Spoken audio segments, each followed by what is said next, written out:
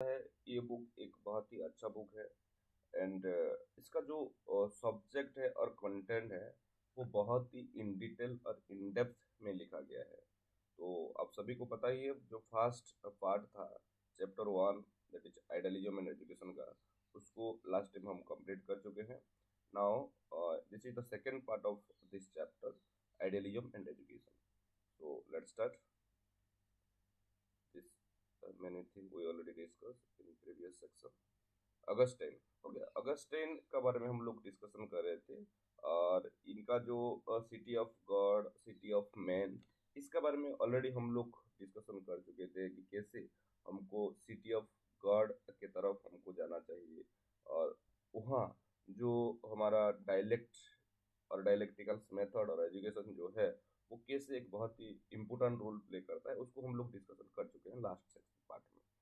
Now, internal source of truth, okay, because the soul is the closest thing people have to divinity. Augustine believed they should look within their soul for the true knowledge that exists there, promoting an intuitive approach to education।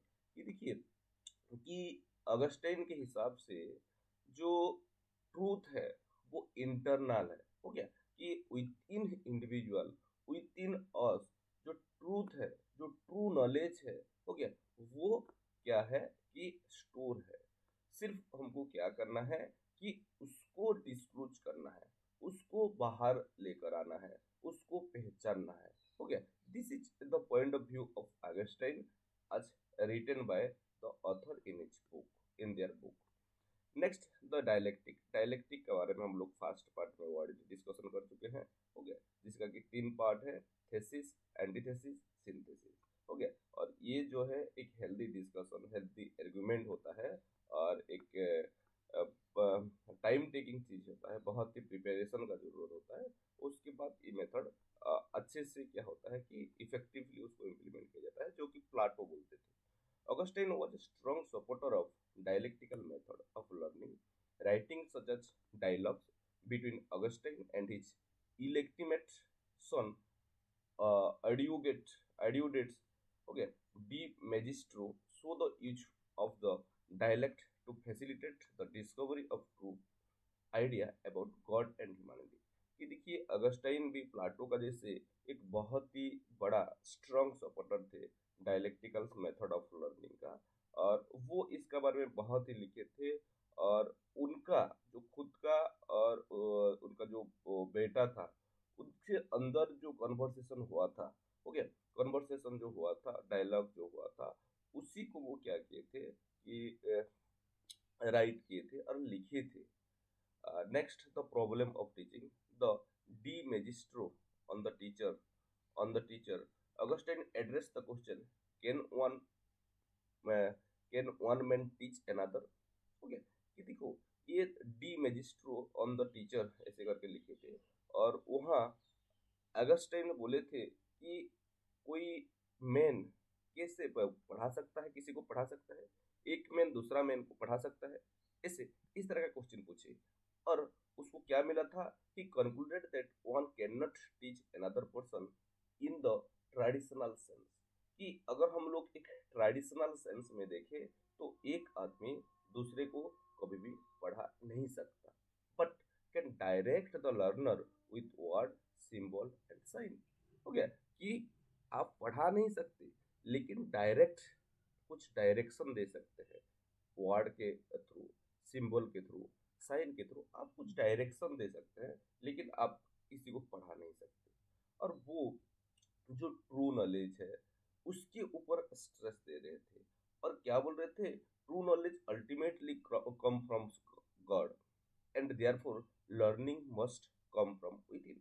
कि ये true knowledge जो है वो Augustine के हिसाब से कि directly कहाँ से आता है, कि भगवान से आता है, हो गया, ये मानते थे कौन, अगस्टाइन। और इसीलिए हमको खुद के खुद से ही क्या करना पड़ेगा, सीखना पड़ेगा।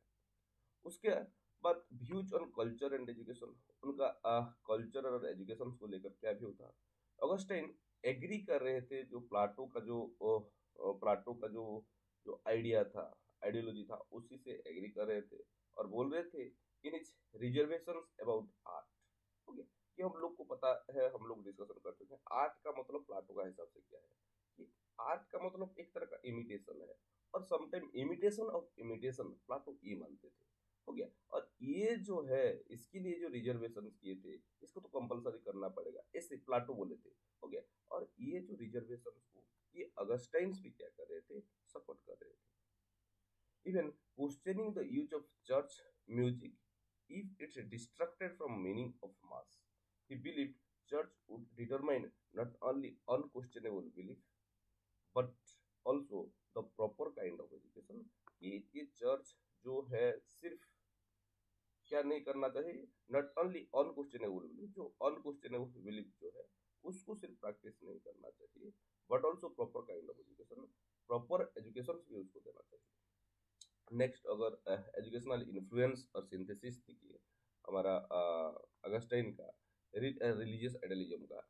रिलीजियस आइडियलिज्म पार्टिकुलरली थ्रू दो through Augustine's influence accepted a tremendous influence on education and schooling. हो गया कि रिलीजियस एजुकेशन का एक ट्रिमेंडियस इन्फ्लुएंस हमको देखने के लिए मिलता है एजुकेशन के ऊपर एज वेल स्कूलिंग के ऊपर भी। तो पहले तो रिलीजियस एजुकेशन, रिलीजियस आइडियलिज्म जो था वो इंस्टीट्यूशनलाइजेशन के बारे में बोल रहा था। क्या बोल रहा था? Early Christian establish schooling in pattern with schooling in patterns that were familiar to their adherents, and idealist point of view connected with distinctively Christian ideas persisted. For centuries, Christian church was the creator and protector of schooling, educating generation in the idealist perspective। देखियो कि अगर हम लोग early Christians establish early Christian जो church जो था वो जैसे क्या कर रहा था, बहुत सारे स्कूल को, स्कूलिंग पैटर्न को क्या कर रहा था, एस्टेब्लिश कर रहा था, that were familiar to adherent and idealist point of view. और इसको क्या कर रहे थे कि जो आइडियलिस्ट पॉइंट ऑफ व्यू से ये एकदम क्लोजली रिलेट कर रहा था और connected with distinctively Christian idea. और ये जो स्कूलिंग था ये क्लोजली किसी के साथ रिलेटेड था, ये क्रिश्चियंस आइडियोलॉजी के साथ ये स्कूल क्या था कि लिंक था। आज भी अगर आप देखेंगे इंडिया में ऐसे बहुत सारे स्कूल है, हो गया, जिसी को कि मिशनरी चलाते हैं और क्रिश्चियन स्कूल हम लोग मानते हैं, और वहाँ जो प्रैक्टिसेस होता है वो क्लोजली किसी के साथ रहता है कि क्रिश्चियन आइडियोलॉजी जो है उसके साथ क्लोजली रिलेटेड रहता है। ऐसे हर रिलीजन का ऐसे अभी आज का डेट में स्कूल है, क्रिश्चियनों का भी है, मुस्लिम का तो है ही, और उसके साथ साथ हिंदू को भी, आप हिंदू का भी अगर देखेंगे तो कुछ है, लेकिन इनका जो नंबर है सबसे लीस्ट है। पॉपुलेशन सबसे बड़ा है लेकिन इनका जो स्कूल है वो बहुत कम है। Next, unity of thought by the Middle Age, the mutual ideas of idealism and Geo-Christian religion achieved a unity in European culture, establishing key characteristic of modern thought।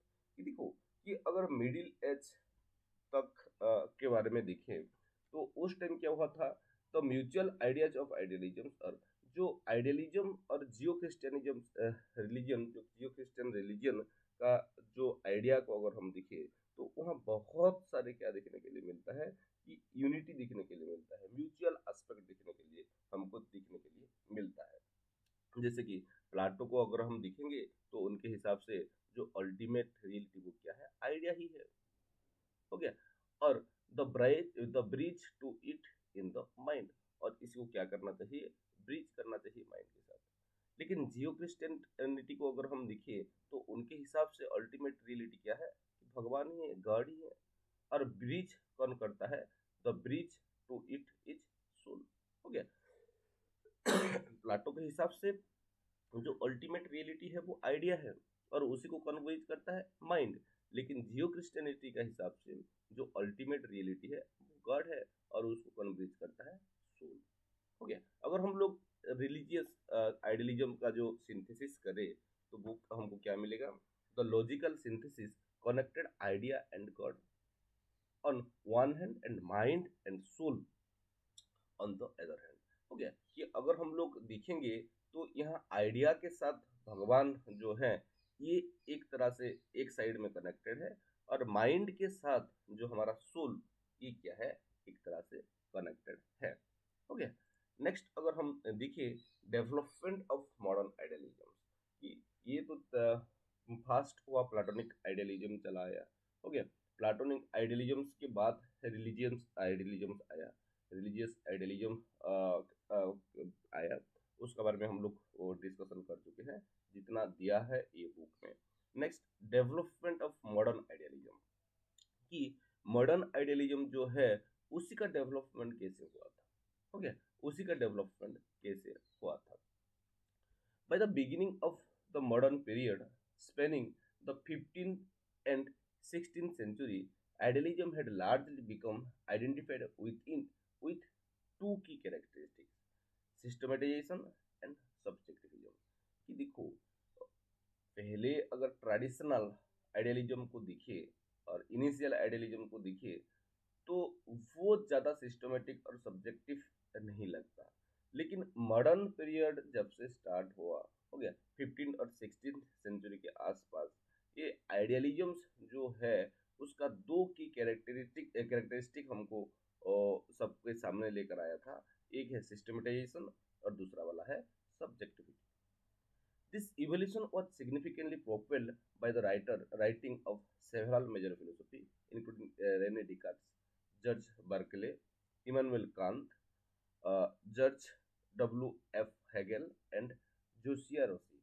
हो गया कि ये जो सिस्टमेटाइजेशन और सब्जेक्टिविज्म्स कैरेक्टरिस्टिक को हाईलाइट किए थे। मॉडर्न फिलोसोफर रीने डेकार्ट का जो रोल था वो बहुत ही अहम था। बर्कले, कांत, हेगेल, रसी, हो गया ये सब ये सिस्टमेटाइजेशन और सब्जेक्टिविज्म के बारे में लिख रहे थे। कब? मॉडर्न टाइम में, जो कि 15 और 16 सेंचुरी में स्टार्ट हो गया था। रीने डेकार्ट को अगर हम देखें तो ये इनका जो बर्न है, जन्म हुआ था वो ला हाजा में हुआ था, फ्रांस का एक सिटी में। और उनको बहुत ही अच्छा एजुकेशन मिला था जिसुस्ट जो स्कूल है वहाँ से। और maintaining administration for them despite developing dissatisfaction with their doctrinal teaching. हो गया कि वो पढ़ा तो रहे थे लेकिन वो डिससेटिस्फाइड थे, लेकिन उसके बाद भी उसको क्या कर रहे थे, एडमायर कर रहे थे। Although his philosophical idea challenge aspect of Catholic doctrine, he seemed to have remained sincere to his Catholicism। कि देखो कि एक टीचर थे, वो पढ़ा रहे थे और उनका आइडियोलॉजी जो है वो कैथोलिक डॉक्ट्रिन से एकदम अलग था, लेकिन फिर भी वो वो सिंसियरली क्या कर रहे थे, जो कैथोलिसिज्म जो है उसी को वो अप्रिशिएट कर रहे थे और उसी को वो पढ़ा रहे थे। अगर उनका फिलोसॉफिकल कैरेक्टरिस्टिक को देखे तो while an original thinker who contributed significantly to both idealism and philosophical realism, much of Descartes' philosophy aligned with idealism. His key work include discourse on method, meditation on fast philosophy। हो गया कि अगर हम लोग देखें कि कोई original जो थिंकर है उनका कंट्रीब्यूशन आइडियलिज्म और फिलोसफिकल रियलिज्म जो है उसके ऊपर हमको देखने के लिए मिलता है।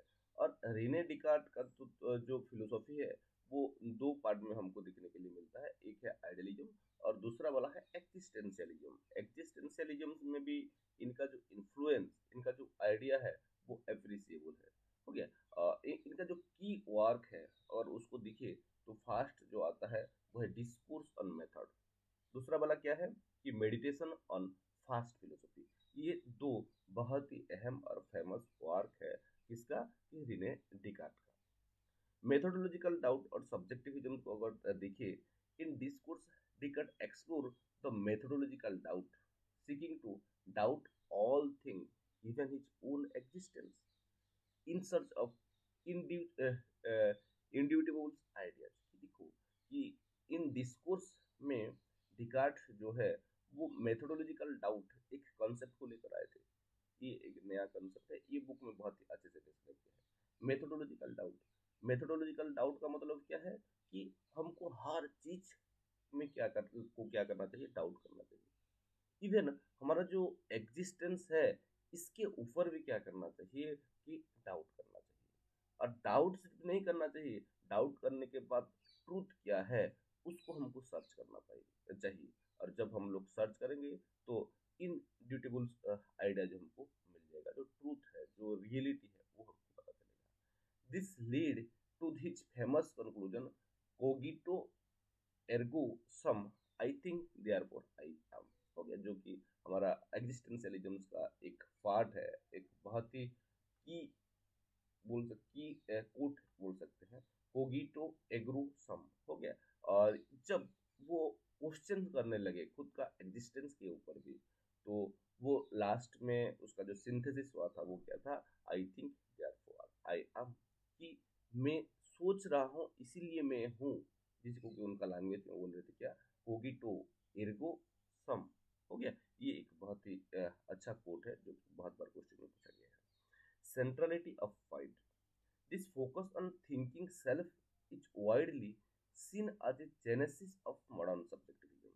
कि अगर हम देखें, this focus thinking self in is widely seen genesis of modern subjectivism, कि जब खुद के बारे में हम लोग सोचते हैं तो ये क्या होता है कि वाइडली सीन्स, ये मॉडर्न सब्जेक्टिविज्म में ये खुद के बारे में थोड़ा सोचना ये ज़्यादा देखने के लिए मिलता है। तो कोगिटो powerfully affirm the centrality of mind in humanity's relationship with the world, the supporting the idealistic tradition। हो गया। अगर हम लोग कोगिटो को देखिए, कोगिटो को अगर देखिए कि हम लोग सोच रहे हैं, ये है कोगिटो, तो ये क्या करता है कि पावरफुली जो सेंट्रलिटी ऑफ माइंड है, हो गया, उसी के ऊपर क्या करता है, फोकस करता है। हो गया। और इसीलिए ये आइडियलिस्ट जो ट्रेडिशन है इसी को सपोर्ट करते हैं और इनको आइडियलिस्टिक आइडियोलॉजी और फिलोसफर माना जाता है। और at the same time existentialist भी माना जाता है इनको। The deity and universal foundation, realizing the cogito alone would not lead easily to other certainties. Descartes bridged the gap using the concept of deity, God. हो गया। कि अगर हम लोग देखें तो ये कोगिटो सिर्फ हमको क्या कहाँ तक नहीं ले कर जा पाएगा कि इजीली वो लीड हमको नहीं कर पाएगा, जो कि अदर सर्टेनिटीज में। इसीलिए इसी को, ये गैप को फुलफिल करने के लिए, ब्रीच करने के लिए एक कंसेप्ट लेकर आए थे, वो है दैत्य, जिसको कि हम लोग क्या बोलते हैं, भगवान और गॉड बोलते हैं। क्योंकि वो मानते थे the deity as foundation for all object of thought. हो गया। क्योंकि उनको लगता था कि ये भगवान जो है, दैत्य जो है, वो सारे के सारे जो ऑब्जेक्ट ऑफ थॉट है उसका वो फाउंडेशन है। क्या है, वो फाउंडेशन है।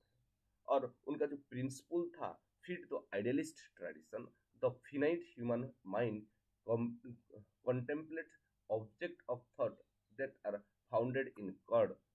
हो गया। उनका हिसाब से क्या, कि जो फिनाइट ह्यूमन माइंड जो है वो क्या करता है, कॉन्टेम्पलेट करता है object, contemplate object of thought. हो गया। कि ये मानना था किसका, रिने डिकार्ट का। मेथोडोलॉजिकल अगर इन्फ्लुएंस को हम देखें, Descartes's rigorous method of analysis infused with life, with new life into philosophy and was extended into many field including the natural sciences। इनका बहुत सारे फील्ड में इनका जो आइडिया है उसको यूज किया जाता है, एक्सेप्ट किया जाता है। Next, George Berkeley. ये भी वन ऑफ द बेस्ट और most famous philosopher of idealism. Berkeley as an Irish minister, ये एक इरिस, इरिस एक कंट्री है, आपको पता है, तो वहाँ का एक मिनिस्टर थे। Argue that all existence depend on A perceiving mind. उनके हिसाब से क्या है कि सारे के सारे जो एग्जिस्टेंस है वो किसी के ऊपर डिपेंडेंट है, कि वो परसीविंग माइंड के ऊपर डिपेंड है। ठीक है। जो हम लोग परसीव कर रहे हैं वो परसीविंग माइंड जो है उसी के ऊपर डिपेंडेंट है। Is philosophical system is encapsulated in its famous dictum, essence est percipi, meaning to be is to be perceived. हो गया। कि देखिए किस तरह का चीजें किस तरह का आइडिया, किस तरह का कंसेप्ट उस टाइम बोले थे बर्कले, कि इनका मानना क्या था, ऐसे इस एप्रिकिसी एप्रिसिसी to be is to be perceived. हो गया कि देखिए कि तुम हो इसीलिए क्या कर रहे हो, तुम परसीव कर रहे हो। वो क्या थे, आई थिंक देयरफॉर आई एम, मैं हूं इसीलिए मैं सोच रहा हूं। हो गया, क्या बोले थे, आई थिंक देयरफॉर आई एम, मैं सोच रहा हूं इसीलिए मैं हूं। जिस दिन मैं नहीं सोचूंगा मेरे बारे में, उस टाइम मैं नहीं रहूंगा। लेकिन ये क्या बोले थे, टू बी, रहने के लिए क्या, टू बी परसीव। अगर तुमको रहना है तो तुमको परसीव करना ही पड़ेगा, तुम बिना परसीव किए रह नहीं सकते। ये भी दो तरह का चीज बोले थे पहले, subjective reality. Berkeley contended that things do not exist unless perceived by an individual, subjective mind or mind of God, कि दुनिया में कोई भी चीज एग्जिस्ट नहीं करता, नहीं कर सकता, जब तक हम उसको परसीव नहीं कर रहे हैं किसी के थ्रू। सब्जेक्टिव माइंड और माइंड ऑफ गॉड जो है, उसी के थ्रू जब तक हम लोग किसी को परसीव नहीं कर रहे हैं, तब तक कोई भी चीज दुनिया में एग्जिस्ट नहीं करेगा। This notion gave further impetus to a subjectivist trend within idealistic thought। और ये जो चीज है, ये जो कंसेप्ट है, ये जो थॉट है बर्कले लेकर आए थे, ये आइडियलिज्म में जो सब्जेक्टिविटी है, वो सब्जेक्टिविटी को क्या किया था, एसेलरेट किया था, सबको एक्सेप्ट करने के लिए बाउंड कर दिया था। हो गया, ये क्या किया था, सब्जेक्टिविटी को एनहांस किया था। इनका अगर इन्फ्लुएंस को देखिए, तो although his idea might seem unusual today, Berkeley's emphasis on the centrality of subjective mind influenced many scholars to study the nature of perception and objects of thought। कि देखो, अगर आज का डेट में बर्कले का ये जो आइडिया है कि हम लोग परसिव किसी को कर रहे हैं, अगर नहीं करेंगे तो वो चीज नहीं है, ये जो एक आइडिया है, इसी को अगर आप आज का डेट में किसी को बोलोगे तो वो एक्सेप्ट नहीं करेगा। लेकिन फिर भी वो जो सेंट्रलिटी ऑफ सब्जेक्टिव माइंड के ऊपर जो एम्फसाइज किए थे, इसका इन्फ्लुएंस बहुत सारे स्कॉलर और फिलोसोफर के ऊपर पड़ा था। और वो लोग स्टडी किए थे कि ये परसेप्शन का नेचर क्या है, और उसके साथ साथ ये ऑब्जेक्ट ऑफ थॉट क्या है। नेक्स्ट, इमानुएल कांट को अगर हम दिखे, जो कि एक बहुत बड़ा आइडियलिस्ट थे, वो एक जर्मन फिलोसोफर थे। So to resolve the long standing conflict between rationalism and empiricism, philosophical history को अगर आप देखेंगे तो कभी साइंटिफिक, अनसाइंटिफिक, कभी रैशनलिज्म, एम्पिरिसिज्म, इसी के ऊपर बहुत बड़ा बड़ा कंट्रोवर्सी आपको देखने के लिए मिलेगा। और सपोर्ट और अगेंस्ट में आपको बहुत सारे लिटरेचर मिल जाएगा। हो गया, बहुत सारे लिटरेचर मिल जाएगा। और इसी को रिजल्व करने के लिए इमानुएल कांत जो थे, वो उनका थॉट और उनका जो आइडिया है, वो क्या किए थे, सबका सामने लेकर आए थे। पहले तो क्या डिफरेंस है वो समझाए थे इमानुएल कांत। उनके हिसाब से rationality sought universal truth through deduction, distrusting sense perception which they found unpredictable।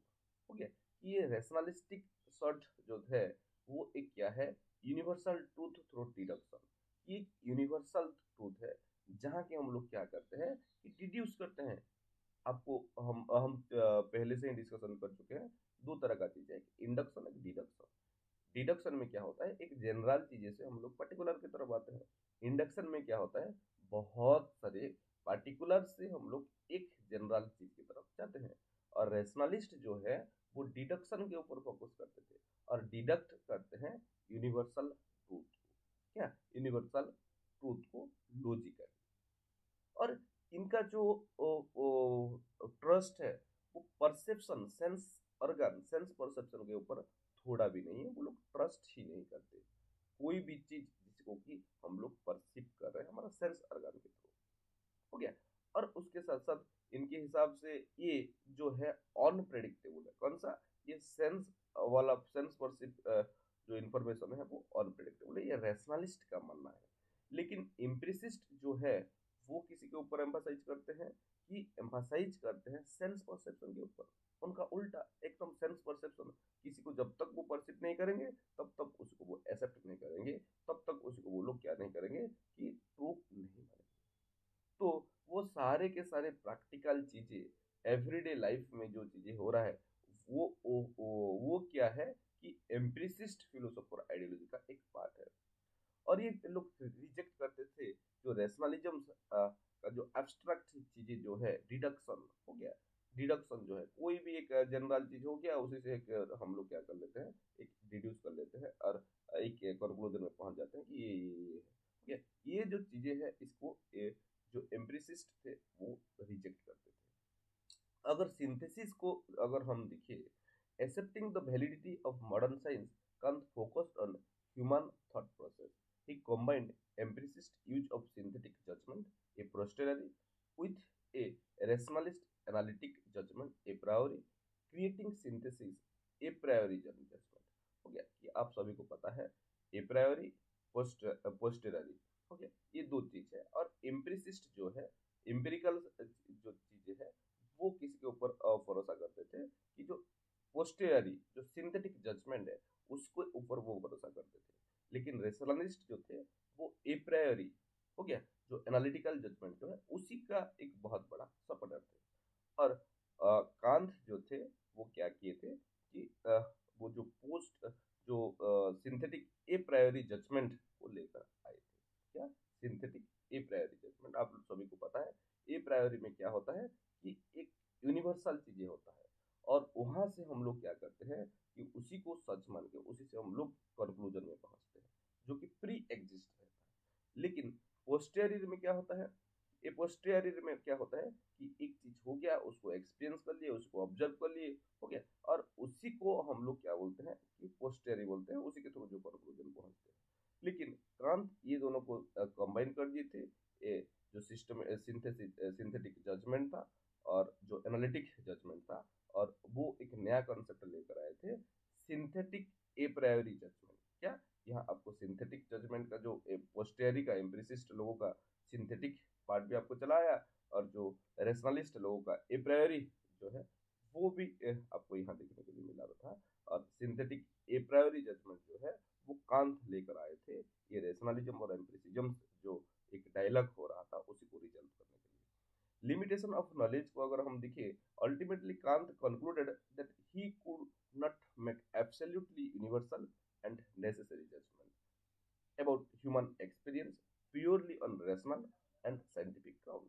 कि इनका मानना क्या था कि कोई भी जो डिसीजन एक अच्छा वाला नहीं ले सकता, absolutely universal and necessary judgement, जो यूनिवर्सल एब्सोल्युटली एब्सोल्यूट यूनिवर्सल और नेसेसरी जजमेंट कोई भी नहीं सकता ह्यूमन एक्सपीरियंसेस के ऊपर क्लियरली बेस करके, जो कि रेशनलिस्ट और जो scientific purely on rational and scientific ground ऐसे आप ले नहीं सकते। This is all about idealistic Immanuel Kant का जो आइडियोलॉजी है जो कि ये बुक में है उसका बारे में हम लोग डिस्कशन करें। Next, shift to moral philosophy, उनका और एक चीज था, due to limitation of pure reason Kant shifted focus on moral philosophy where he established categorical imperative, treat each person as an end and never as a mere means। ठीक है, ये देखिए कि जो कांत थे उनका जो लिमिटेशन बहुत था इसीलिए वो प्योर रीजन की तरफ शिफ्ट हुए थे और फोकस किए थे मोरल फिलोसफी के ऊपर, जहाँ की वो कैटेगोरिकल इम्पेरेटिव को एस्टेब्लिश किए थे। क्या कैटेगोरिकल इम्पेरेटिव वो एस्टेब्लिश किए थे। यहाँ वो बोलते थे treat each person as an end, कि हमको हर एक पर्सन को एज एन एंड के जैसे ट्रीट करना चाहिए, ना कि कभी एक मेयर के जैसे उनको ट्रीट करना चाहिए, मेयर मीन्स का जैसे। This moral law derived from reason not code. हो गया, और ये जो मोरल लॉ है ये डेरिवाइव क्या था, कहाँ से, रीजन से, भगवान से ये लॉ डेरिवाइव नहीं किया था, ये रीजन से क्या किया है, डेरिवाइव किया है। एजुकेशन ऑन ड्यूटी को लेकर कांत कुछ बोले थे। Kant considered education the greatest and most difficult problem to which man can devote himself. हो गया कि कांत के हिसाब से एजुकेशन जो है ये एक तरह का ग्रेटेस्ट और एक बहुत ही डिफिकल्ट क्या है, बहुत ही डिफिकल्ट प्रॉब्लम है, जिसी को कि हर किसी को जिसके लिए कि खुद को डिवोट करना चाहिए। He advocated that education must consist of discipline, culture, discretion and moral training. उनके हिसाब से एजुकेशन जो है उसमें क्या होना चाहिए कि डिसिप्लिन होना चाहिए, कल्चर होना चाहिए, डिस्क्रिएशन होना चाहिए और मोरल ट्रेनिंग होना चाहिए।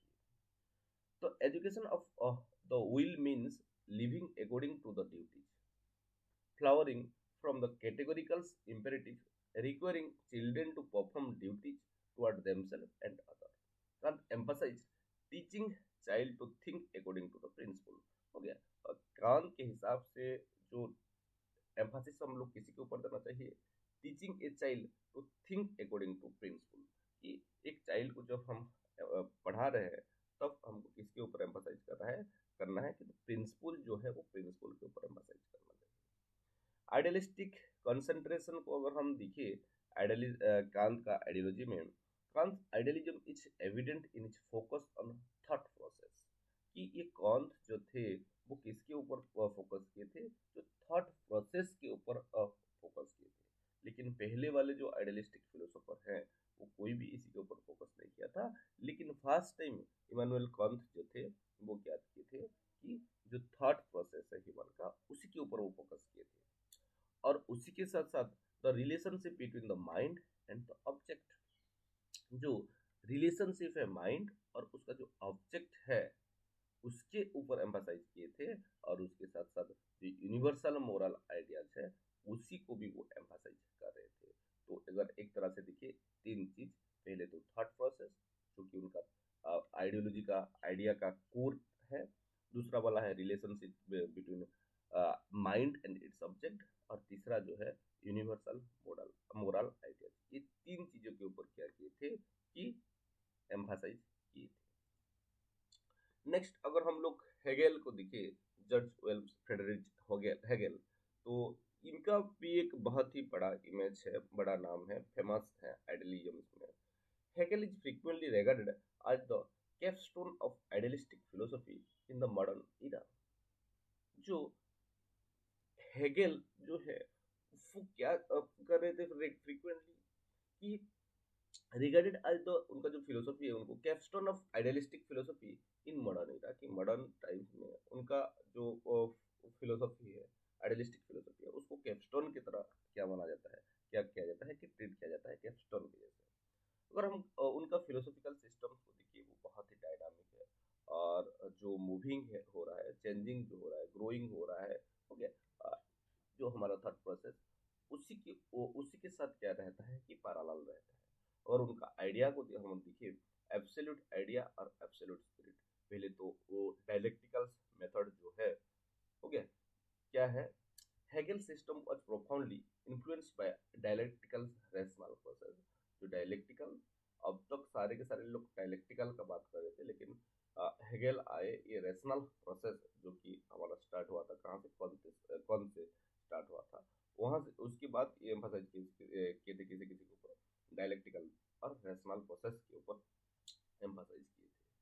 तो absolute spirit manifest itself through the historical development of the people. ये एब्सोल्यूट स्पिरिट जो है वो क्या करता है कि खुद को मैनिफेस्ट करता है, जो हमारा हिस्टोरिकल डेवलपमेंट है लोगों का, उसी को क्या करता है, मैनिफेस्ट करता है। और उसी के साथ साथ their finest expression in art, religion and philosophy. और उनका जो फाइनेस्ट, सबसे अच्छा जो एक्सप्रेशन जो कि आर्ट, रिलीजन और फिलोसफी के थ्रू हो सकता है, उसी को वो हेल्प करता है एक्सप्रेस करवाने के लिए।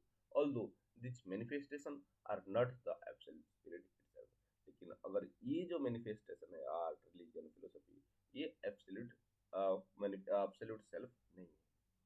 इंडिविजुअल एंड द होल जो है ये हेगेल का फिलोसफी का एक और एस्पेक्ट था।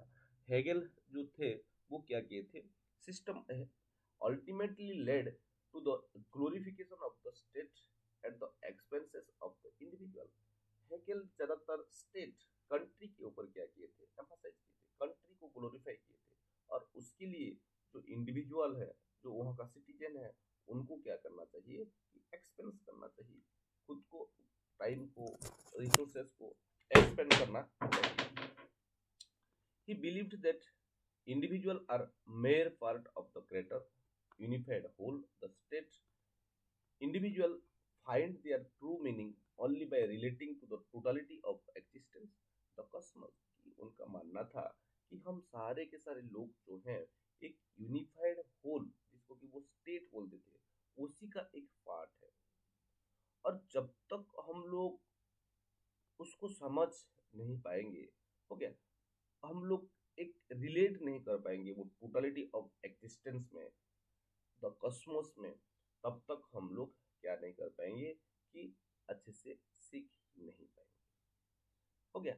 हमारा जो स्पिरिचुअल सेल्फ है, एब्सोल्यूट सेल्फ है, एब्सोल्यूट स्पिरिट है, उसको हम लोग एक्वायर नहीं कर पाएंगे।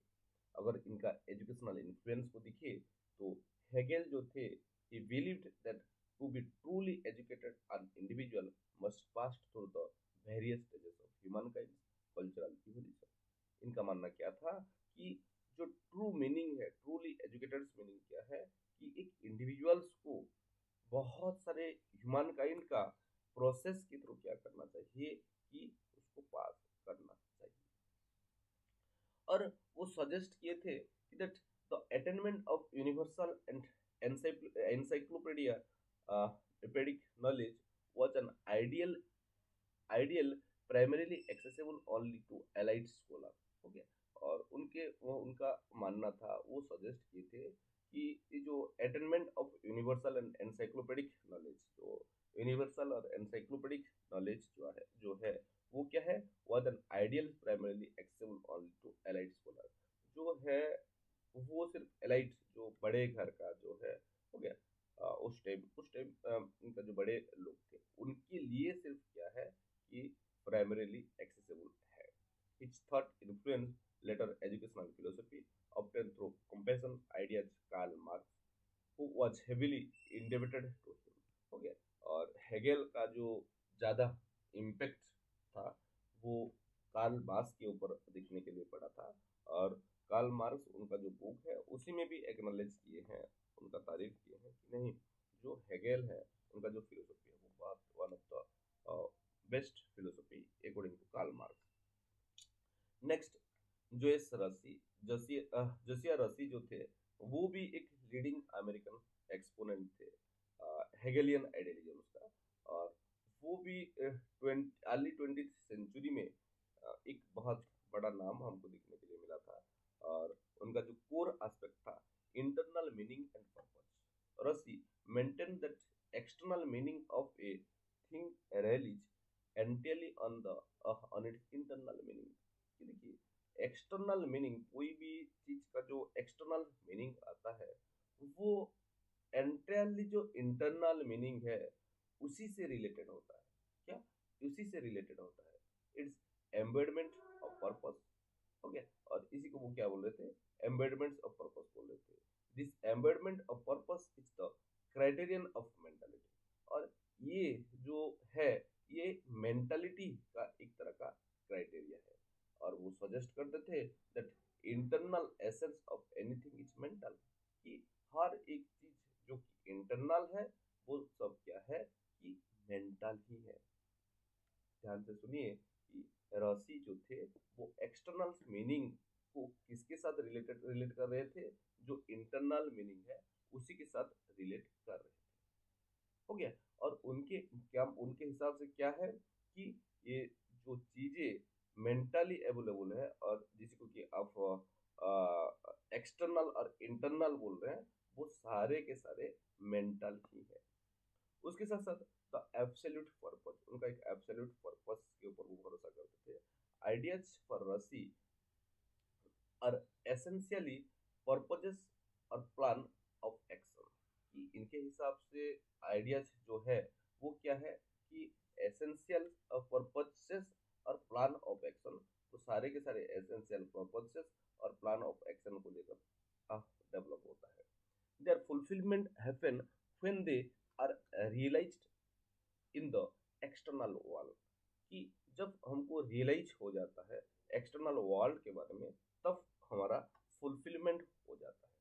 The fulfilment of this purposes ultimately serve the absolute. हो गया। और जब हमारा फुलफिलमेंट हो जाता है तब ये जो एब्सोल्यूटनेस जो है उसकी तरफ हम लोग क्या करते हैं कि जाते हैं, जो कि एक हेगेलियन टर्म है। लॉयल्टी एंड कैरेक्टर, रसी के हिसाब से the importance of developing a strong sense of loyalty to moral principle and causes, कि रसी क्या मानते थे कि हमको एक स्ट्रॉन्ग सेंस जो है लॉयल्टी का, उसको मोरल प्रिंसिपल और कजेस के साथ डेवलप करना चाहिए, ताकि तो अचीव कर सके the highest good involve becoming a part of the universal design, ताकि हम लोग ये एक यूनिवर्स यूनिवर्सल डिजाइन का एक गुड और हाईएस्ट गुड का एक पार्ट बन सके, which implies a spiritual dimension. Next, idealism and philosophy of education. Just 1 minute.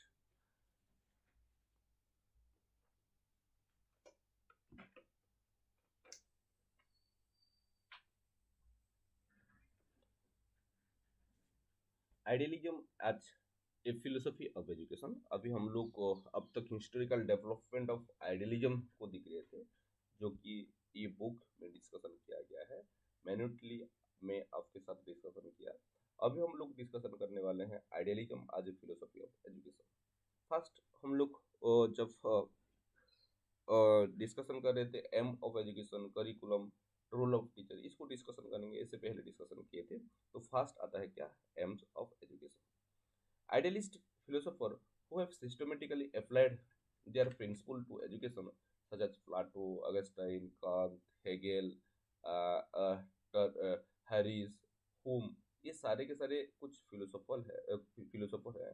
इनका जो प्रिंसिपल है हम लोग उसको एजुकेशन में क्या करते हैं कि एडप्ट करते हैं और यूज करते हैं।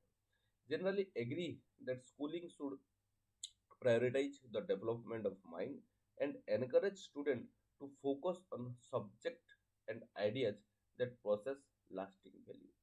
और ये सारे के सारे फिलोसोफर जो हैं, इनका फिलोसफी को अगर देखें तो कलेक्टिवली ये लोग एग्री हुए थे कि नहीं, स्कूलिंग सिस्टम जो है उसको प्रायोरिटाइज करना चाहिए, और वहाँ हम लोग उनका कैसे जो माइंड है उसका डेवलपमेंट हो सके उसके ऊपर एम्फासाइज करना चाहिए, और उसी के साथ साथ एनकरेज करना चाहिए स्टूडेंट को, इसके लिए ताकि वो लोग to focus on subject and ideas of the process lasting value, कि सब्जेक्ट के ऊपर फोकस करने के लिए और वो सारे के सारे आइडिया के ऊपर आइडिया को प्रोसेस करना चाहिए, ताकि जो वैल्यू है वो ज़्यादातर लास्ट करे। अगर हम लोग प्राइमरी एम एक ही लाइन में अगर हम दिखे आइडियलिज्म का, आइडियलिस्टिक एजुकेशन का, तो हमको क्या दिखने के लिए मिलेगा, search for truth, self realisation and character development. ये जो तीन चीज है ये इनका core aspect of aim of education. क्या क्या, search for truth, self realisation, character development, जो कि इसी बुक में डेवलप डिस्कस किया गया है बहुत ही डेप्थ। फर्स्ट हम लोग देखते हैं सर्च फॉर ट्रूथ, ये क्या है। तो search for truth is considered a major and necessary emphasis and idealistic philosophy, वो सबको पता ही है। तो ये ट्रूथ जो है ये कहाँ रहता है, इसका लोकेशन कहाँ है। आइडियलिस्ट जो फिलोसोफर है वो लोग बिलीव करते हैं कि truth can not be found in material world because it's inherently impermanent and ever changing.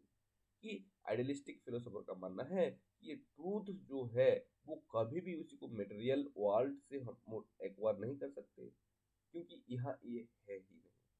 तो है कहाँ, ये inherently impermanent and ever changing हो गया। ये क्या है कि चेंज होता रहता है, और ये इम्परमानेंट है, वो कभी चेंज, वो कभी क्या नहीं रहता, स्टेबल नहीं रहता। ये इनहेरेंटली इम्परमानेंट है और एवर चेंजिंग है।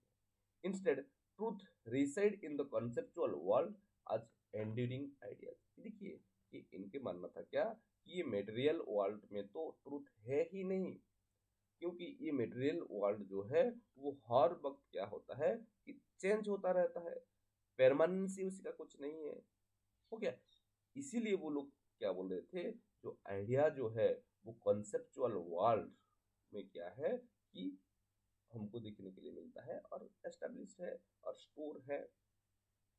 उसके बाद अगर हम लोग इसका ट्रांजेक्शनल और ट्रांसटेंडिंग मटेरियल को अगर हम देखिए, student are encourage to reach out toward the conceptual world of idea rather than the perceptual world of sense.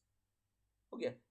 Idealistic philosopher जो थे, वो लोग क्या बोलते थे कि जो कॉन्सेप्चुअल वर्ल्ड ऑफ आइडिया जो है उसी के ऊपर हमको एम्फासाइज करना चाहिए, ना कि जो परसेप्चुअल वर्ल्ड है उसी के ऊपर एम्फासाइज करना चाहिए। हमको किसी के ऊपर एम्फासाइज करना चाहिए जो आइडियाज ऑफ वर्ल्ड और वर्ल्ड ऑफ आइडियाज जो है उसी के ऊपर एम्फासाइज करना चाहिए। Idealist often viewed the material world as analogous to the shadow and illusion seen by prisoner in Plato's allegory of the cave। हम लोग डिस्कशन कर चुके हैं एलिगरी ऑफ द कैफ, जो कि हम लोग फिर भी डिस्कशन प्लाटो का जो रिपब्लिक जब डिस्कशन करेंगे तब फिर और एक बार करने वाले हैं। लेकिन जो एलिगरी ऑफ द कैफ जो कि प्लाटो का एक आइडिया था, उसी को अगर हम देखें तो आइडियलिस्ट क्या करते हैं, मेटेरियल्स वर्ल्ड जो है उसी को तो एनालॉगियस मानते हैं। उसका जो क्योंकि वो जो शेडो और इल्यूजन जो है जिसको कि प्रिजन्स को देखने के लिए मिल रहा था, और उनको वो लोग क्या मान रहे थे कि वो लोग ट्रूथ मान रहे थे। आइडियलिस्ट का हिसाब से जो हाईएस्ट एम है सर्च फॉर ट्रूथ के लिए, वो क्या है, फॉर प्लाटो फिलोसॉफिकल विजडम और the conception of true idea. हो गया।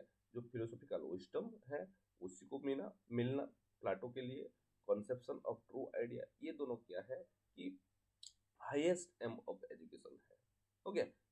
ये सर्च फॉर ट्रूथ का बारे में कुछ बहुत ही इम्पोर्टेंट चीज़ है कि कहाँ से ट्रूथ है आइडियलिस्टिक फिलोसोफर के हिसाब से, कि जो हमारा वर्ल्ड ऑफ आइडियाज है, हो गया, वहाँ है, और मेटेरियल वर्ल्ड में ये है ही नहीं क्योंकि इम्पेरमानेंट है, ये एवर चेंजिंग है।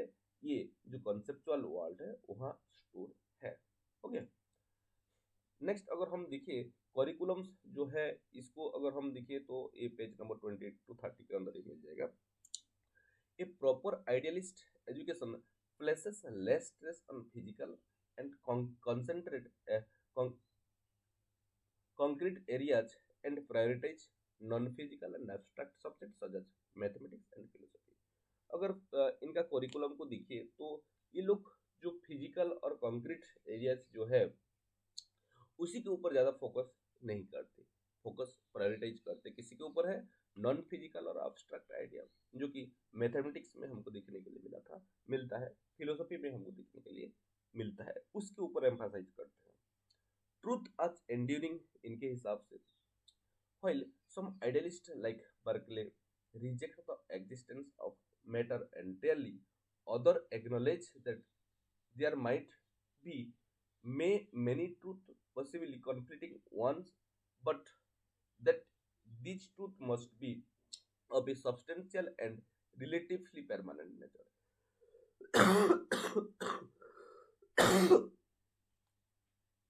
अगर हम देखिए जो बर्कले है वो तो क्लियरली क्या करते हैं, जो मैटर है, मटेरियल वर्ल्ड जो है उसी को वो रिजेक्ट करते हैं। लेकिन और कुछ आइडियलिस्टिक फिलोसोफर है जो लोग की एक्नॉलेज करते हैं कि नहीं, मटेरियल वर्ल्ड भी रहना चाहिए, वो भी ट्रू है, और उनके हिसाब से क्या है कि माइट भी और भी कुछ ट्रूथ हो सकता है। और यहाँ क्या होता है कि कॉन्फ्लिक्ट जो है वो स्टार्ट हो जाता है, but that this truth must be of A substantial and relatively permanent nature. लेकिन सब लोग मानते हैं कि ट्रूथ जो भी है वो सब्सटेंशियल होना चाहिए और परमानेंट होना चाहिए। अगर स्पिरिचुअल इम्प्लीकेशन को अगर हम देखें, अगस्टाइन जो कि एक न्यू प्लाटोनिस्ट थे, एक न्यू प्लाटोनिस्ट थे अगस्टाइन, जिसके बारे में हम लोग डिस्कशन कर चुके हैं। उनका क्या मानना था, the search for truth is viewed as search for God, कि अगर हम लोग ट्रूथ को सर्च कर रहे हैं तो हम लोग एक तरह से भगवान को ही सर्च कर रहे हैं, who is pure idea and can be reached only through contemplation of idea। और उनके मानना था क्योंकि ये भगवान जो है वो है प्योर आइडिया है, और वहां तक पहुंचने के लिए क्या करना चाहिए, कंटेम्पलेशन ऑफ आइडियाज के थ्रू ही जाना चाहिए। और इसीलिए ट्रू एजुकेशन जो है वो क्या करता है, अल्टीमेटली भगवान की तरफ हमको लेकर जाता है। मेथड इनके हिसाब से और ये सर्च फॉर ट्रूथ के लिए क्या माना जाता है कि आइडियलिस्टिक फिलोसोफर जो थे वो बिलीव करते थे ह्यूमंस जो है ये एक तरह का थिंकिंग बीइंग है, क्या थिंकिंग एनिमल है जो कि सोच सकता है, can seek through truth through reasoning and obtain it by revelation, कि ये जो रीजनिंग है इसके थ्रू वो ट्रूथ को रिवील कर सकता है, हो गया, और उसको ऑब्टेन भी कर सकता है। The lowest form of thinking is mayor opinion which is not well thought out and is often contradictory, but people can aspire to wisdom by improving the quality of their ideas। कि देखिए जो lowest form of thinking है वो क्या है, वो mayor opinion है, हो गया। इसी के ऊपर तो वो एम्फसाइज कर रहे थे, और लेकिन वो मानते थे कि ये एक अच्छा थॉट नहीं है, लेकिन वो बोल रहे थे कि ये ही एक वे है जिसी के थ्रू कि हम लोग विस्डम की तरफ जा पाएंगे, और इसी का जो क्वालिटी है उसी में इम्प्रूव करना चाहिए, हो गया, ताकि हम लोग ट्रूथ की तरफ जा सके। द क्लासिक्स को अगर हम देखें, many idealist favour studies in religion and classic, हो गया। जो रिलीजियन है और क्लासिक है जो ग्रेट बुक है, उसके ऊपर बहुत सारे आइडियलिस्टिक फिलोसोफर क्या करते हैं, बिलीव करते हैं, which contain enduring and lasting idea, जहाँ की आपको enduring और बहुत ही यूनिवर्सल आइडिया दिखने के लिए मिलेगा। This major work carry thinking towards great and encompassing idea such as justice, evil and encourage that are relevant to contemporary problem, and the failure to solve current problem often results from failure to fact, the use of fact in relation to these great ideas। Next जो main part है idealistic aim of education का, वो है self realisation. The focus on mental and spiritual nature of human being lead to the aims of self realisation, giving idealism a subjective orientation. कि जब हम लोग focus करेंगे जो हमारा मेंटल और स्पिरिचुअल चीजों को ह्यूमन बीइंग का, वो हमको किसी की तरफ लेकर जाएगा जो सेल्फ रियलाइजेशन है उसी की तरफ लेकर जाएगा, और एम्फसाइज करेगा किसी के ऊपर, सब्जेक्टिविस्ट ओरिएंटेशन के ऊपर एम्फसाइज करेगा। सेल्फ रियलाइजेशन का कुछ और चीजें हैं, जैसे कि self as a prime reality. The self is held to be the prime reality of individual experience, and ultimate reality may be conceived of as universal self, a community of self, और a single self। कि देखिए कि अगर हम लोग self को देखिए, ये एक प्राइम रियलिटी है, क्या है, ये एक प्राइम रियलिटी है हर एक इंडिविजुअल का एक्सपीरियंस का, हो गया, इंडिविजुअल एक्सपीरियंस का एक प्राइम रियलिटी है, एंड अल्टीमेट रियलिटी में भी कॉन्सेप्ट एज यूनिवर्सल सेल्फ, और इसी को हम लोग कंसीव कर सकते हैं एक यूनिवर्सल सेल्फ के जैसे, एक कम्युनिटी सेल्फ के हिसाब से, और एक सिंगल सेल्फ के हिसाब से। लेकिन self realisation is therefore positioned as ultimate aim of education. आप कैसे भी कंसीव करें, लेकिन जो आपका जो मेन एम है वो क्या है, मेन एम ऑफ एजुकेशन है वो क्या है कि सेल्फ रियलाइजेशन ही है।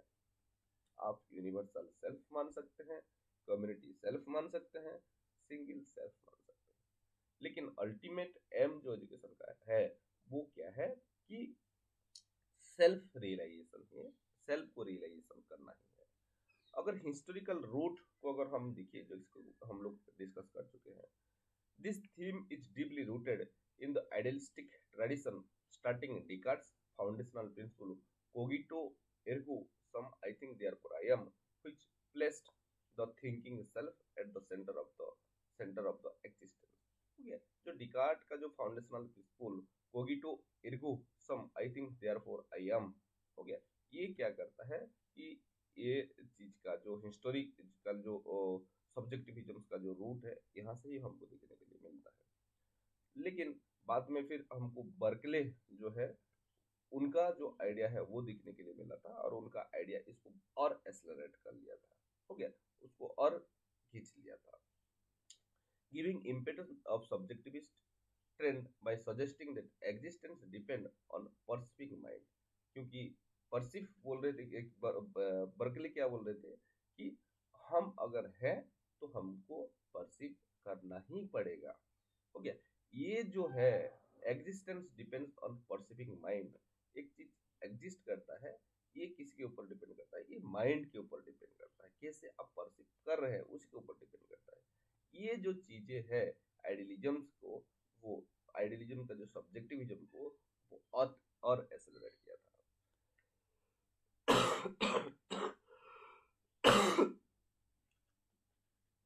नेक्स्ट अगर हम देखें, individual in relation to the whole, despite the subjectivist emphasis, idealism also stressed the relationship of individual self to the whole, हो गया, कि अगर ये सब्जेक्टिविज्म को छोड़ देंगे, इसी को छोड़ को भी कर भी आइडियलिज्म जो है वो रिलेशनशिप बिटवीन इंडिविजुअल सेल्फ और होल जो है यूनिवर्सल सेल्फ जिसी को हम लोग बोलते हैं, उसी के ऊपर क्या किया था कि एम्फासाइज किया था।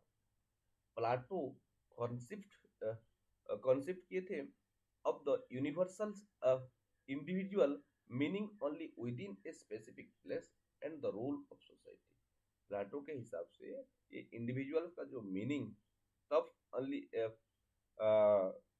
मीनिंगफुल है जब वो एक पर्टिकुलर स्पेसिफिक प्लेस में उसको रखेगा और सोसाइटी के लिए कुछ करेगा, तब जाकर वो मीनिंगफुल है। ठीक है से हेगेल का मानना था, fully developed this theme argues that individual must relate to the totality of existence, the cosmos, to gain true understanding of the self, and asserted that individual find their true meaning in serving the state। हो गया कि देखिए Hegel का मानना क्या था कि हम सभी को क्या करना चाहिए, ये टोटलिटी ऑफ एग्जिस्टेंस, कॉस्मस, हो गया, इसी का एक पार्ट मानना चाहिए, हो गया, और उसी के थ्रू खुद को और समझने के लिए ट्राई करना चाहिए। और जब ये हो जाएगा, इसी ये क्या करेगा, जो स्टेट है, जो कॉस्मस है, उसको क्या करेगा कि सर्व करने के बारे में हम लोग सोचेंगे। नेक्स्ट हरमन होम का जो व्यू था सेल्फ रियलाइजेशन से को लेकर, ये हरमन होम जो थे वो भी एक अमेरिकन आइडियलिस्ट थे। उनके हिसाब से education is the account of people finding themself as an integral part of a universal mind. ये लोग जो हैं, क्या लोग जो हैं, ये खुद को क्या मानते हैं कि इंटीग्रल पार्ट मानते हैं यूनिवर्सल माइंड का, और the learner is finite personality growing towards the infinite ideas. और जो लर्नर जिनके पास की थोड़ा सा फिनाइट पर्सनालिटी है, जो लोग किसके तरफ जाते हैं, इन्फिनाइट आइडियल्स जो है उसी की तरफ वो लोग जाते हैं। उसके साथ साथ होम बिलीव करते थे education should encourage the will to perfection. हो गया, एजुकेशन क्या है कि विल टू परफेक्शन, कि परफेक्ट होने का जो एक रास्ता है वो एजुकेशन होकर ही जाता है। एजुकेशन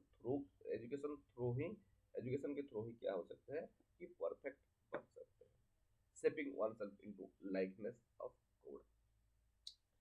ह्यूमनिस्टिक साइकोलॉजिकल पर्सपेक्टिव से अगर हम देखें सेल्फ रियलाइजेशन को, तो मास्लो को हमको देखना पड़ेगा, जो कि ह्यूमनिस्टिक साइकोलॉजिस्ट है, जो कि सेल्फ एक्चुअलाइजेशन आप सभी को पता ही है, वो नीड का एक क्या पिरामिड हमको दिए थे, क्वेश्चन बहुत बार आता है, और जो उसका टॉप जो सुप्रीम है, लास्ट जो पार्ट है वो पिरामिड का, वो कौन सा है, वो सेल्फ रियलाइजेशन है।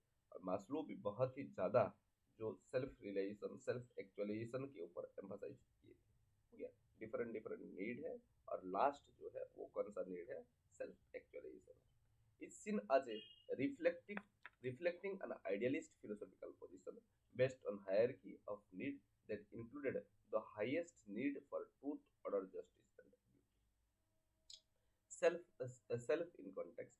Although self-realization is central, idealists insist that the self can only have meaning in a large context and not realized in isolation. Okay, कि सेल्फ जो है, इसको आइडियलिस्टिक जो फिलोसोफर थे वो एक इंडिविजुअलाइज करके नहीं दिख रहे थे, ऑब्जर्व कर रहे थे। उनका मानना था ये सेल्फ जो है वो इंडिविजुअल नहीं है, ये क्या है, ये जनरल है और ये सेंट्रल चीज है। हो गया, और जो कि एक लार्ज कंटेस्ट में इनको इसको हमको दिखना चाहिए। नेक्स्ट, जो थर्ड एम ऑफ एजुकेशन था वो है कैरेक्टर डेवलपमेंट। कैरेक्टर डेवलपमेंट को अगर हम देखें तो ये भी एक क्रिटिकल एम है, जहाँ की हमको मोरल कन्विक्शन दिखने के लिए मिला था। The movement toward wisdom is seen as resulting from moral conviction.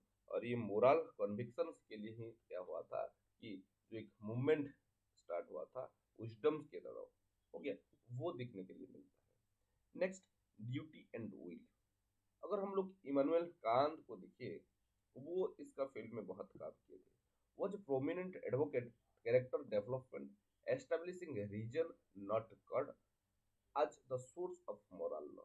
और इनका मानना क्या था कि एडवोकेट कैरेक्टर डेवलपमेंट के लिए रीजन बहुत ही इंपॉर्टेंट है, रीजन को एस्टेब्लिश करना चाहिए, ना कि गॉड को एस्टेब्लिश करना चाहिए। हो गया, आज a source of moral law वो रीजन के ऊपर एम्फासाइज कर रहे थे, ना कि भगवान के ऊपर। और ये जो कैटेगरिकल इम्पेरेटिव जो है, जिसको कि हम लोग डिस्कस कर चुके हैं, उसके ऊपर ये क्या कर रहे थे, एम्फासाइज कर रहे थे। One should never act in any manner other than who one how one would have all other acts. The proper function of education is to educate people to know and do their duty in always in ways that respect this imperative. Idealists broadly agree that any true education is character education. हो गया, कि ये जो idealist थे वो किसके ऊपर focus कर रहे थे, know and do their duty. Education का जो मेन फोकस है वो क्या होना चाहिए कि उनको उनका जो काम है उसको पता लगाना चाहिए और उसके लिए उनको करना चाहिए। और एजुकेशन जो है वो कैरेक्टर एजुकेशन होना चाहिए, और एजुकेशन में जो बच्चा है उसका कैरेक्टर डेवलपमेंट होना चाहिए। Next, education of will. अगर हम होम को देखिए तो वो एम्फासाइज किए थे किसके ऊपर, एजुकेशन ऑफ विल। हो गया, अगर हम लोग कांत को देखिए तो ये कैटेगरिकल इम्पेरेटिव, जहाँ की वो रीजन के ऊपर एम्फासाइज किए थे, मोरल लॉ के ऊपर एम्फासाइज किए थे। लेकिन अगर होम को अगर हम देखिए तो ये एजुकेशन ऑफ विल के ऊपर एम्फासाइज किए थे। Meaning, students should be taught to apply themselves to useful task and resist temptation. हो गया, और इसका मीनिंग को अगर हम देखें तो स्टूडेंट को क्या करना चाहिए, इनको पढ़ाना चाहिए कैसे, to apply themselves to useful task and resist temptation. हो गया, कि यूजफुल टास्क जो है उसको उनको पढ़ाना चाहिए और जो टेम्पटेशन है उसको भी रेसिस्ट करना चाहिए। He believed that achievement is directly proportionate to the effort expended. हो गया, कि तुम एफर्ट क्या चाहते हो तो उसके साथ ये क्या प्रोपोर्शनेट है, and will enable a person to achieve valuable thing, कि क्या वो कर रहा है उसी को अचीव करने के लिए ये दोनों क्या है, प्रोपोर्शनेट है। लॉयल्टी का बात करें तो आइडियलिस्ट जैसे कि इटालियन फासिस्ट गोविमन्स Gentile emphasise loyalty to the state. जो एक इटालियन फासिस्ट थे वो कि लॉयलिस्ट और लॉयल टू द स्टेट के ऊपर एम्फासाइज किए थे। नेक्स्ट, मेथड ऑफ एजुकेशन को अगर हम देखें, idealist criticise modern school for what they perceive as regimentation, a lack of depth and reliance on rule rather than inner conviction। हो गया, ये इसको क्या किए थे, एम्फासाइज किए थे और क्रिटिसाइज किए थे। और डेप्थ के लिए वो किसके ऊपर एम्फसाइज किए थे? Encourage A holistic understanding of knowledge. हो गया। और जो मेथड है वो सबसे बड़ा जो इम्पोर्टेंट मेथड है आइडियलिस्टिक फिलोसोफर के हिसाब से वो है डायलेक्टिकल मेथड। ओके, कौन सा? Dialectical method. Plato believed the dialectic was best method of learning. हो गया कि प्लाटो के हिसाब से डायलेक्ट जो है वो सबसे बहुत इम्पोर्टेंट और इफेक्टिव मेथड ऑफ और मेथड ऑफ लर्निंग, जहाँ की होलिस्टिक व्यू आपको देखने के लिए मिलेगा। Through this critical method thinking the individual could potentially see thing on toto as a whole. The dialectic aim to integrate a wide range of learning into meaningful whole, allowing a student to develop universal concept and achieve synthesis। कि देखिए कि जब हम लोग dialectical method का बात कर रहे हैं तो ये एक क्रिटिकल मेथड ऑफ थिंकिंग है। ओके, और क्रिटिकल मेथड ऑफ थिंकिंग के थ्रू ही होलिस्टिक व्यू हम आ सकता है। ओके, इंडिविजुअल्स जो है वो पोटेंशियली दिखते हैं हर चीज को क्या, आज ए होल, हमको आज ए होल दिखना चाहिए। हो गया, आज ए होल हमको दिखना चाहिए, ना कि हम लोग क्या कि इंडिविजुअल करके दिखना चाहिए, कि इंडिविजुअल को आज ए होल ऐसे करके सब कुछ दिखना चाहिए। The dialectic aim to integrate a wide range of learning meaningful whole, allowing student to develop universal concept। हो गया, और जब हम लोग इसी के साथ रिलेट हो रहे हैं तब हमारा यूनिवर्सल जो कॉन्सेप्ट है वो डेवलप होता है। और ये एक तरह का प्रोसेस है जो कि हम लोग डिस्कस कर चुके हैं। Okay, the dialectic is described as a winnowing out process. क्या? विन नाउइंग आउट प्रोसेस और विनोइंग आउट प्रोसेस, जहाँ की ideas are put into conflict against each other with the most substantial ideas available। हो गया, क्यों इसको winnowing out process बोला जा रहा है? क्योंकि आइडियाज जो है यहाँ एक दूसरे का अगेंस्ट में रहता है और कॉन्फ्लिक्ट यहाँ ज्यादा हमको देखने के लिए मिलता है। अगर इसका हिस्टोरिकल यूज को अगर हम देखें, although this is not widely used in today, the dialectic was a prevalent educational technique throughout the Middle Ages, where churchmen like Peter Avlard used it to look at both sides of question and allow truth to emerge, often in vindicate Christian doctrine। कि देखिए ये middle age जो था उस time हमको ये देखने के लिए मिला था। उस टाइम एक चर्चमैन थे जो कि बहुत ही फेमस थे, उनका नाम था क्या? Peter Abelard Abelard. हो गया, ये इसको यूज कर रहे थे। नेक्स्ट जो मेथड है वो कंटेम्पलेशन एंड इंट्यूशन। पहला क्या था? डायलेक्टिकल मेथड था। दूसरा जो मेथड था वो कंटेम्पलेशन एंड इंट्यूशन मेथड।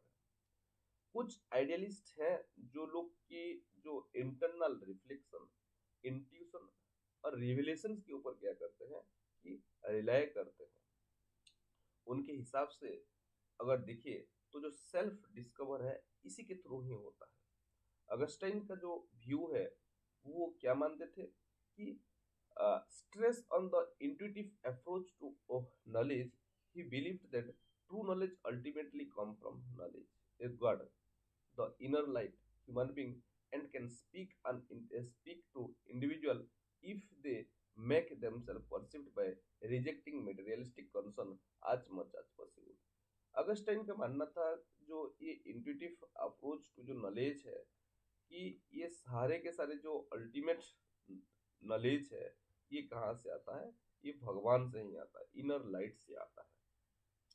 हमको उसी के ऊपर भरोसा करना चाहिए और जो मेरिट मेटेरियलिस्टिक कंसर्न जो है, मेटेरियलिस्टिक चीजों जो है, हो गया, उसको आज मच पॉसिबल आज पॉसिबल आज उसको क्या करना चाहिए कि रिजेक्ट करना चाहिए और उसको एक्सेप्ट नहीं करना चाहिए। Augustine asserted that a person, even if blind and deaf and incapable of sense perception, still can learn all the important truth and reach God। हो गया, अगस्टाइन ने एक बहुत ही अच्छा चीज बोले थे कि ऐसे भी बहुत सारे लोग दुनिया में हैं जिनको कि दिखाई नहीं जाता है, जिनका कान ठीक से काम नहीं करता है, सुनाई नहीं देता है, तो फिर भी वो तो उनका तो सेंस organ है, सेंस वो ठीक से नहीं कर पाते हैं, लेकिन उसके बावजूद वो लोग वो जो ट्रूथ है उसको वो लोग एक्वायर करते हैं और गॉड को भी अचीव करने के रास्ते में वो लोग खुद को ले लेते हैं। सेल्फ एजुकेशन के ऊपर एम्फासाइज करते थे। True education is considered self education. अगर ट्रू एजुकेशन को अगर हम देखें तो ये सेल्फ एजुकेशन ही है, जो कि एक बहुत इंपॉर्टेंट एक्टिविटी है that occur privately within the individual self. Since the teacher cannot enter the student mind, the teacher role is to provide material and activities to influence other. ये देखिए, ये एक बहुत ही अच्छा चीज बोले हैं कि मैं एक टीचर हूँ और मैं एक स्टूडेंट को सिखा रहा हूँ, मतलब टीच कर रहा हूँ। मैं टीच कर रहा हूँ, इट डज नॉट मीन कि मैं उसका माइंड में जाऊं और उसमें कुछ चेंजेस करूं या कुछ ऐसे इंजेक्ट कर सकूं, ऐसा कुछ नहीं होता है। वो सारे के सारे चीज, वो सारे के सारे जो लर्निंग, वो मेंटल होता है। क्या वो मेंटल होता है और प्राइवेटली हमारा माइंड में क्या होता है, हर वक्त प्रोसेस होता रहता है। हो गया, क्या होता रहता है। तो इसीलिए इनका मानना था ये जो लर्निंग जो है, एजुकेशन जो है, वो सेल्फ है, ये इंटरनल है, ये पर्सनल है और ये प्राइवेट है। रिलीजियस प्रैक्टिस को अगर हम देखें, this approach is still observe in contemplative religious order where the technique of meditation is used to bring out truth already possessed by soul. ठीक है, आज भी अगर आप देखेंगे तो ऐसे बहुत सारे कॉन्टेम्पलेटिव रिलीजियस ऑर्डर है जहाँ की आपको ये जो प्रैक्टिसेस है वो देखने के लिए मिलेगा, कॉन्टेम्पलेशन एंड इंट्यूशन। नेक्स्ट जो मेथड ऑफ एजुकेशन है, मेथड ऑफ टीचिंग है, तो वो सारे के सारे मॉडर्न अप्रोचेस जहाँ की हम लोग सेमिनार डायलॉग के थ्रू क्या कर रहे हैं, एक्वायर कर रहे हैं। यहाँ study of ideas, modern idealist champion the study of ideas through the use of classical work or writing and the art that express great idea। कि यहाँ एम्फासाइज किया गया है क्लासिकल वर्क के ऊपर, राइटिंग के ऊपर, और उसके साथ साथ art that express great idea, और वो सारे के सारे जो राइटिंग और आर्ट जहाँ की ग्रेट आइडियाज के बारे में डिस्कशन किया गया है। सेमिनार इंस्ट्रक्शन को अगर हम देखें, they insist that any study of great books should be conducted with experience leadership.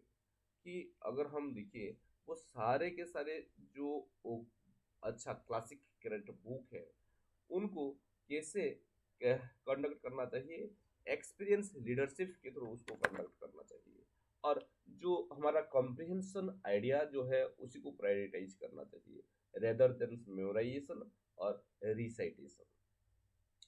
और ये प्रीफर कर रहे थे सेमिनार टाइप इंस्ट्रक्शन, जो कि एम्पल्स अपॉर्चुनिटीज प्रोवाइड करता है सारे के सारे पार्टिसिपेंट को डायलॉग के लिए, और यहाँ स्टूडेंट टीचर का जो एक रिलेशनशिप है वो भी अच्छा खासा यहाँ बिल्ड हो जाता है।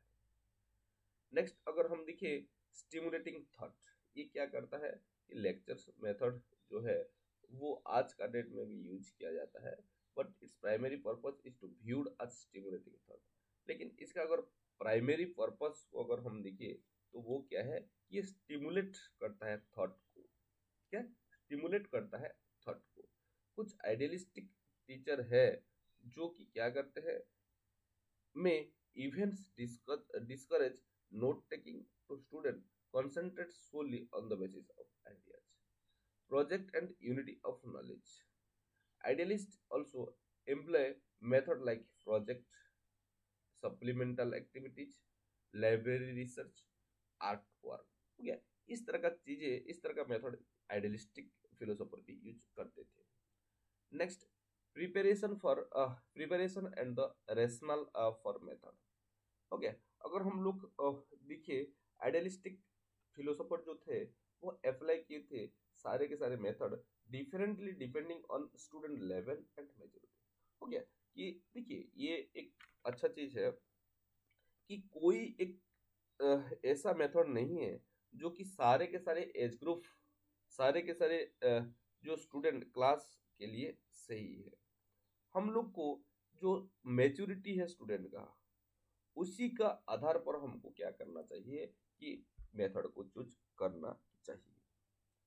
गोल focus, the idealist is primarily concern with giving student a broad understanding of the world rather than turning out graduate with specific technical skill। कि देखिए, आज का डेट में हम लोग स्पेसिफिक टेक्निकल स्किल के ऊपर एम्फासाइज करते हैं, जनरलाइजेशंस के बारे में नहीं बोलते हैं, इंडिविजुअलिस्टिक और जो हम लोग बोलते हैं स्पेशलिस्ट, उसी के बारे में हम लोग एम्फासाइज कर रहे हैं। लेकिन आइडियलिस्ट इसको डिनाई करते हैं और ये लोग बोलते हैं थे कि जो अंडरस्टैंडिंग ऑफ द वर्ल्ड हो गया, वर्ल्ड को समझने के लिए ही जो चीजें चाहिए उसके ऊपर ही एम्फासाइज ज्यादा किया जाना चाहिए। और ये करिकुलम्स जो है, ये इसका अराउंड ही रहना चाहिए, ना कि कोई एक पर्टिकुलर टॉपिक, पर्टिकुलर कॉन्सेप्ट के अराउंड रहना चाहिए। अगर हम लोग अर्ली एजुकेशन में देखिए तो करिकुलम जो है वो डिफरेंट डिफरेंट स्किल और हैबिट, जैसे कि hard work, patience, tolerance, understanding, okay, इसी को कैसे स्टूडेंट के अंदर डेवलप किया जा सके उसी के ऊपर एम्फासाइज करना चाहिए। That will prepare student for more substantial in depth studies later, जो कि उनका लेटर लाइफ में वो चीजें हेल्पफुल होगा। This period involve preparation for the intellectual rigour needed for substantial work. Next, अगर हम लोग टीचर्स का जो रोल है मेथड में उसको देखिए, तो टीचर्स का एक बहुत ही अहम रोल रहता है to help student see alternative they might otherwise miss during dialectical question discussion. कि देखिए कि जब डायलेक्टिकल क्वेश्चनिंग और डिस्कशन हो रहा है, तब बहुत सारे स्टूडेंट्स क्या करते हैं कि अदर अल्टरनेटिव के थ्रू उसको चैनलाइज करते हैं, क्योंकि उस टाइम वो लोग खुद को ओपन और उनका जो व्यू है, एक्चुअल इनसाइट है, वो दे नहीं पाते। However, teacher must participate to ensure that discussion does not dissolve into a mere fooling of ignorance and immature student। कि डिस्कशन ऐसा नहीं होना चाहिए कि बहुत सारे इमेचर स्टूडेंट को लिया गया है और बहुत सारी चीजें को इग्नोर कर दिया गया है, और मैच्योरिटी जो है उसको इग्नोर करके डिस्कशन किया जा रहा है, डायलेक्टिकल मेथड को अडॉप्ट किया गया है। तो ऐसे तो प्लाटो बोलते थे कि एक डायलेक्टिकल मेथड के लिए मिनिमम जो अप्रोक्सीमेट एज है वो मिनिमम 30 होना चाहिए, उससे पहले वो उनका जो क्रिटिकल इंसाइट है वो नहीं डेवलप हो सकता है। Next, self directed activity. Idealistic philosopher जो थे वो कमिटमेंट किए थे और एम्फासाइज किए थे सेल्फ के ऊपर, सेल्फ रियलाइजेशन के ऊपर, और इसीलिए वो सेल्फ डायरेक्टेड एक्टिविटीज को भी, लर्निंग को भी एम्फासाइज कर रहे थे। नो दे सेल्फ, की खुद के हिसाब से सीखना चाहिए। इंटरनल एजुकेशन, जो with in the individual self है, वहाँ बहुत सारी चीज है और उसी के थ्रू ही हमको सीखना चाहिए। प्रोजेक्ट मेथड के ऊपर एम्फासाइज कर रहे थे, हो गया। और नेक्स्ट, अगर हम करिकुलम को देखें तो आइडियलिस्टिक पर्सपेक्टिव जो है करिकुलम्स को लेकर, उनका जो कोर कंपोनेंट था वो क्या था कि philosophy of education strongly emphasise the cultivation of critical ability over mayor skill acquisition. हो गया, क्रिटिकल एबिलिटी जिसके थ्रू डेवलप हो चुके, क्रिटिकल थिंकिंग और थिंकिंग एबिलिटी जिसके थ्रू डेवलप हो चुके, उसको ही एक्वायर करना चाहिए। Core purpose of teaching student to think, the most important factor of education regardless of student level is to teach student to think। कि आइडियलिस्टिक फिलोसोफर जो थे कि हम लोग स्टूडेंट को क्यों पढ़ाना चाहिए, क्योंकि ताकि वो सीख सके।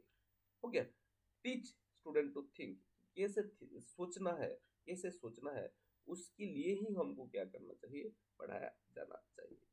Critic of inadequate material, idealistic generally agree that many educational material currently in use are inadequate, while these materials might successfully teach basic skill like reading.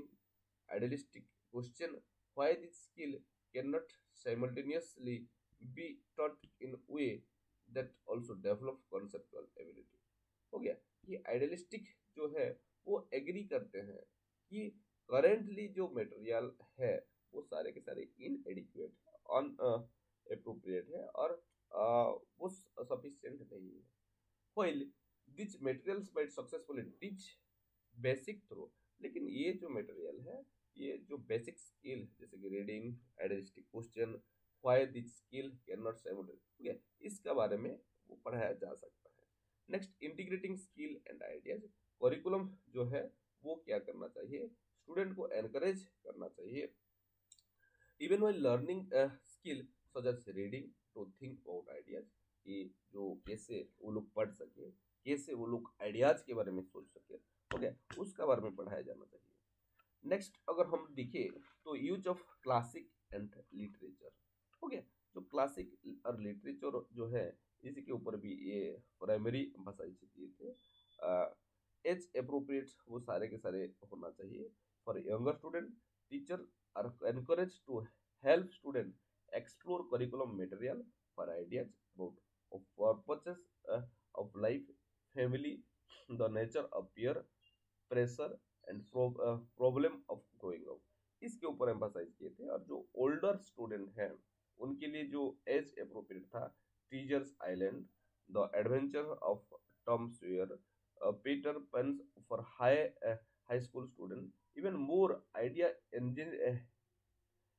engendering material available जैसे कि द इलिड और Aeneid, Hamlet, Twice Told Tale, Wind, Sand and Stars, okay, ये सब चीज को पढ़ाया जाना चाहिए। अगर हम लोग बियॉन्ड सरफेस रीडिंग को देखिए, आइडियलिस्ट जो थे वो क्रिटिसाइज किए थे the common practices were teacher use such work merely as a hurdle to overcome or as another list of texts to be read, arguing the teacher not always equipped to use such material for ideas content to them, ठीक है।